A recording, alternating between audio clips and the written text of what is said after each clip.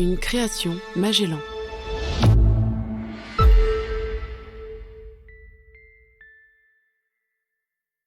Extrait du recueil de poésie de Georges Soria, intitulé La Marche roumaine, et publié en 1952.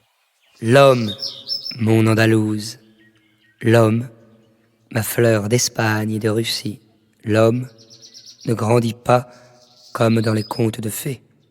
L'homme grandit comme une forteresse. Il amoncelle ses qualités et toutes ces pierres que cimentent la raison, l'amour et la souffrance font de lui une citadelle. Ah, ton Andalouse, ta fleur d'Espagne et de Russie, ta Julia, comme tu l'appelles. Afin de mieux comprendre ton histoire, j'ai dû m'intéresser à cet autre personnage dont le parcours est tout aussi passionnant que le tien. Pour comprendre qui était Julia, je suis allé voir ton petit-fils Julien, mon cousin que je ne connaissais pas et que j'ai rencontré à cette occasion. Julien, c'est le fils de ton deuxième enfant Louis, le petit frère de Lynn. En rencontrant Julien, j'ai tout de suite compris que ta légende avait eu sur lui aussi une influence particulière. Et très vite, une certaine complicité est née entre nous deux. Lorsque je lui ai parlé de Julia, voilà ce qu'il m'a dit.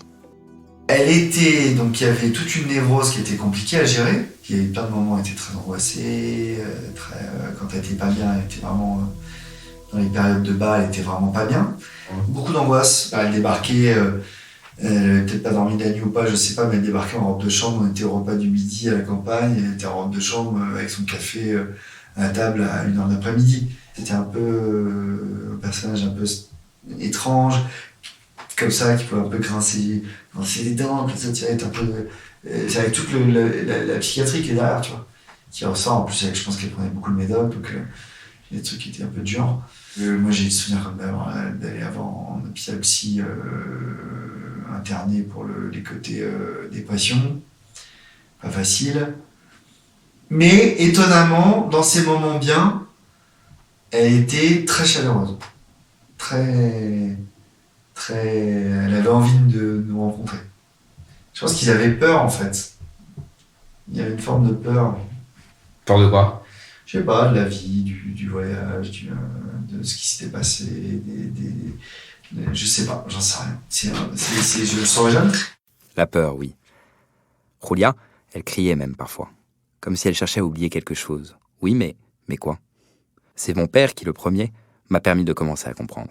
Julia, quand j'ai découvert un jour dans ce livre écrit par un trotskiste sur l'internationale communiste qu'elle avait été colonel, je sais pas, du NKVD, bon, KGB de l'époque, bon. Et je suis tombé des nues, quoi. Je suis tombé des nues parce que moi, je l'ai connue, c'était déjà une femme d'un certain âge, je pense qu'elle était plus âgée que Georges. Ouais.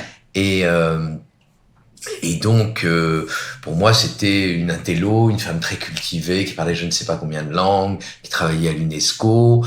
Surprise est totale. Rien dans ce dont je me souviens d'elle ne peut me faire penser, tu vois, à une activité politique secrète. Enfin, je veux dire, là, mais c'était dans sa jeunesse, c'était avant, c'était rien. Ainsi, ta Julia aussi aurait été impliquée avec les soviétiques. Lynn et son mari Claude m'ont expliqué que l'histoire de Julia, c'est d'abord l'histoire de sa mère. Ta belle-mère, donc, Alejandrina, issue d'une vieille famille aristocrate russe. Ma grand-mère est arrivée à Grenade dans les années 1902, 1903. Elle est arrivée accompagnée de sa gouvernante parce qu'elle avait soi-disant... Enfin, c'est pas soi-disant. Elle était tuberculeuse, ma grand-mère, et les gens de l'aristocratie russe qui étaient malades se débrouillaient pour partir de Russie et aller sur la Méditerranée, etc., où le climat était beaucoup plus doux et c'était bien plus facile de guérir de la tuberculose.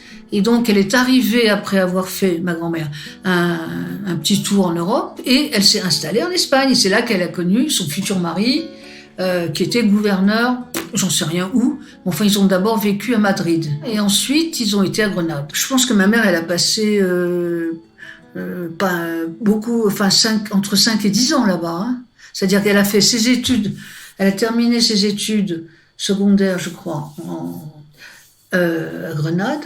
Ensuite, elle a fait son études universitaires. C'est comme si elle était en train de me le raconter. Elle était la seule femme. Et tous les autres, c'était des jeunes mecs. C'était en 1933. La République en Espagne avait 2 ans. Tu portais tes nattes noires sur les hanches. Tu déchiffrais à Madrid des textes arabes et sanscrits. La vie était pour toi une route sans courbe, bordée par les hauts arbres du savoir. Mais là encore, la guerre va tout changer. Quand il y a eu les premières victoires du Front populaire contre Franco, qui essayait de rentrer en Espagne par l'ouest, je crois, elles avaient mis à la fenêtre une nappe brodée, etc., en l'honneur de la victoire. Et je peux te dire qu'il n'y en avait pas beaucoup. Hein. C'était dur d'être comme ça à gauche. Je crois qu'ils ont pris contact avec les Russes très, très, très vite parce que elles avaient l'impression que c'était de leur devoir, quoi. Politique ou moral ou ce que tu voudras, quoi. Fin 1936, Kolsov, ton ami journaliste qui rencontre Julia, sa mère Alejandrina et sa sœur Elena à ce moment-là, écrit dans son journal. Mère Rodriguez est apparue au Palacio. Une belle femme aux cheveux gris. Les filles, Julia et Elena, une apparence très espagnole, ont offert de mettre leur connaissance au service de l'amitié de l'Union soviétique avec leur nouvelle patrie. Le moment était le plus critique. L'ennemi s'approchait de Madrid. Elles ont commencé à travailler comme traductrices lors de missions commerciales. C'est à cette occasion que Julia va rencontrer Orlov, le chef des renseignements soviétiques en Espagne. Oui, ils étaient quotidiennement ensemble. Elle était la secrétaire. Jusqu'où ça allait, cet ensemble, on n'en sait rien. Mais si, on peut le dire. Moi, ma mère me l'a dit. Alors donc, c'est pas pour rien qu'elle me l'a dit aussi, je pense. Bon, peu importe. Mais bon, voilà, elle a été sa maîtresse. Elle savait plein de choses, plein. Si tu veux, un jour comme ça, bien après, ma mère m'a dit, tu sais, je fais partie des gens qui connaissent la vraie version de la mort de André Snin. Et il n'a pas été fusillé ou je sais pas quoi, mais il a été défenestré. André Onin était le leader du PUM, le Parti ouvrier d'unification marxiste espagnol, le parti trotskiste en Espagne. En 1937, Staline va demander à Orlov de faire assassiner André Onin. Nom de code de l'opération, Opération Nikolai. Il s'avère que toi aussi, Georges, tu vas jouer un rôle déterminant dans cette histoire. Car tu le fréquentes également à cette époque. Elle rencontre Georges la première fois où ?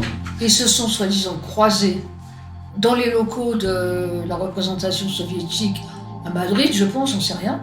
En quelle année ? Enfin, en 37, 38, je sais pas. Et il a été enrôlé par Orlov à ce moment-là.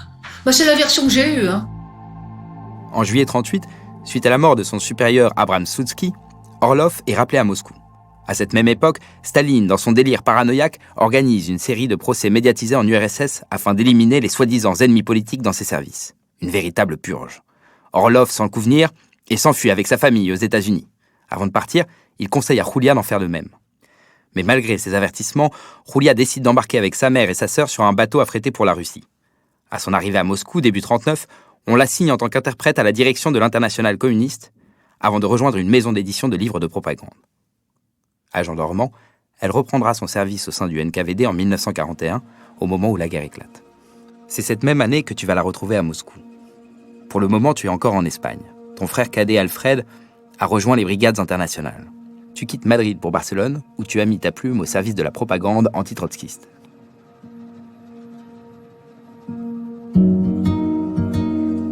Dans le prochain épisode, La Catalogne vient de connaître des jours troubles.